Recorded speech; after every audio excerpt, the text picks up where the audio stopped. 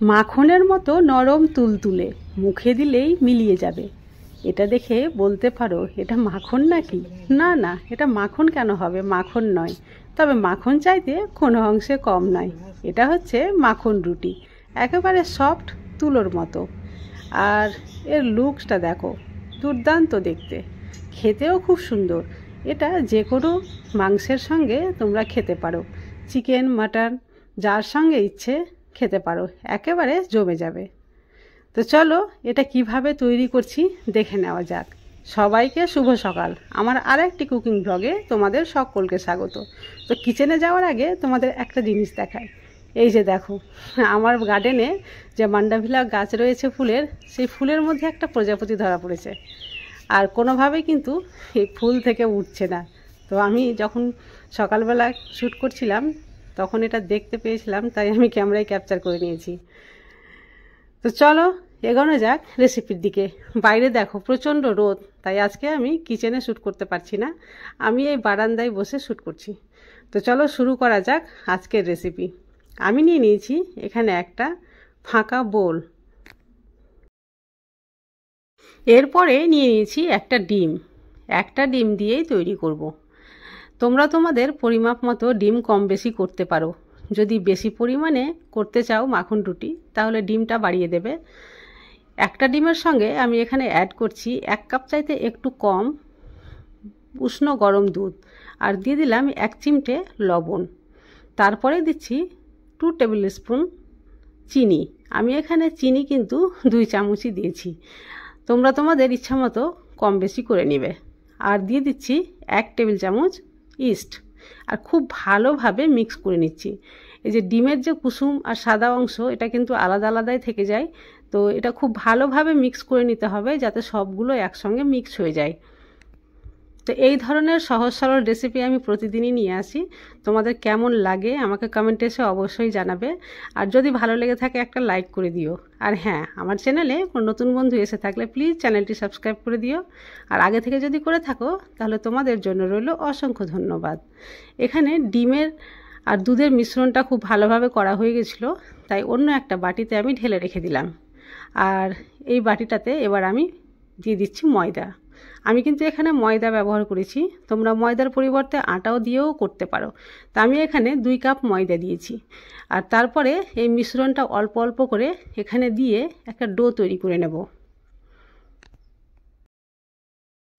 এখানে ডো তৈরি করতে গিয়ে সম্পূর্ণ মিশ্রণ প্রয়োজন পড়েনি, আর সেটা আমি সাইডে সরিয়ে রেখে দিচ্ছি। এই যে দেখো এতটা বেঁচে গেছে, আর এদিকে ডোটা রেডি হয়ে গিয়েছিল, তো সেটা কোনো কাজে আমি লাগিয়ে দেবো, সাইডে সরিয়ে রাখলাম। এখন কিছুটা তেল, মানে সাদা তেল, এটাতে দিয়ে খুব ভালোভাবে আরও মাখিয়ে নিচ্ছি। কারণ যেহেতু এখানে ইস্ট আর ডিম ব্যবহার করা হয়েছে, তার জন্য একটু চিটচিটে ভাব তো আসবে, হাতে তো লেগেই যাবে। তো সাদা তেল দিয়ে যদি এইভাবে একটু মাখিয়ে নিই, তাহলে আর হাতে আর লাগবে না।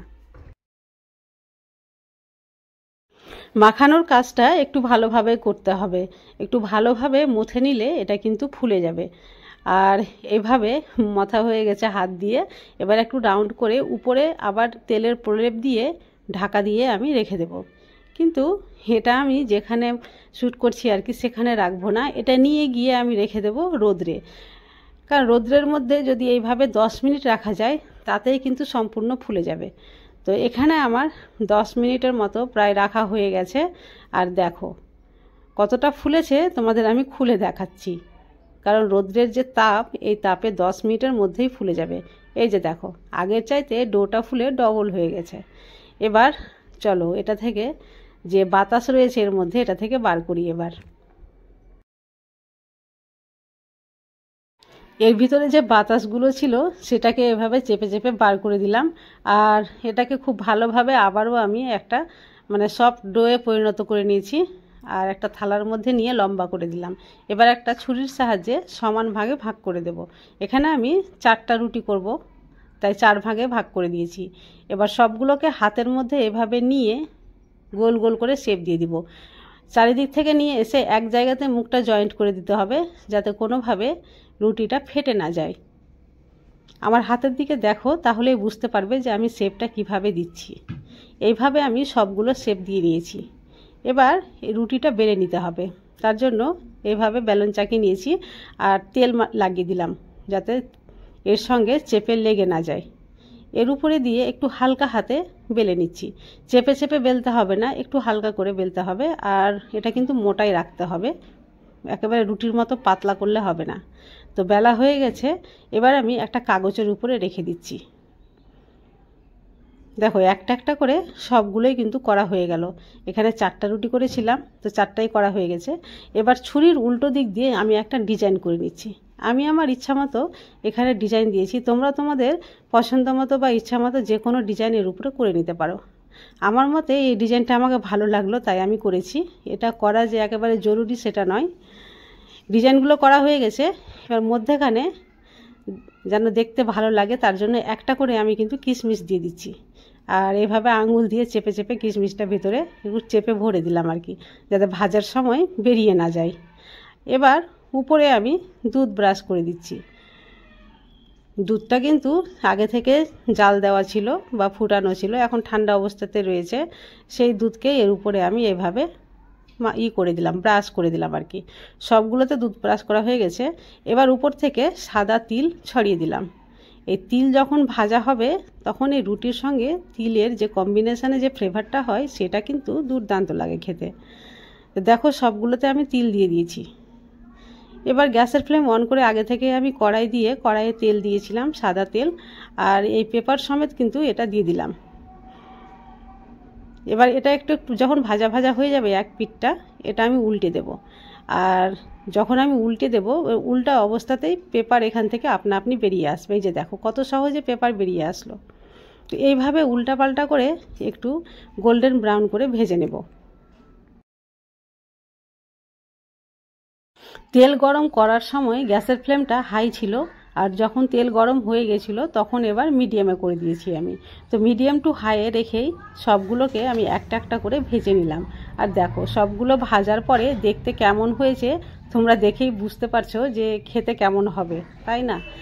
এত স্পঞ্জি আর কতটা ফুলেছে দেখে বুঝতে পারছো। এগুলোকে যদি চাপ দেওয়া যায় তা আবার নিজের জায়গায় ফেরত আসবে। চলো একটার উপরে একটাকে রেখে আমি হাত দিয়ে এভাবে চাপ দিলাম, তারপরে পুনরায় রুটিগুলো আবার নিজের জায়গায় ফিরে আসলো। তো এত সফট, এত স্পঞ্জি রুটি নিজেরাই তৈরি করে নিতে পারবে খুবই সহজে।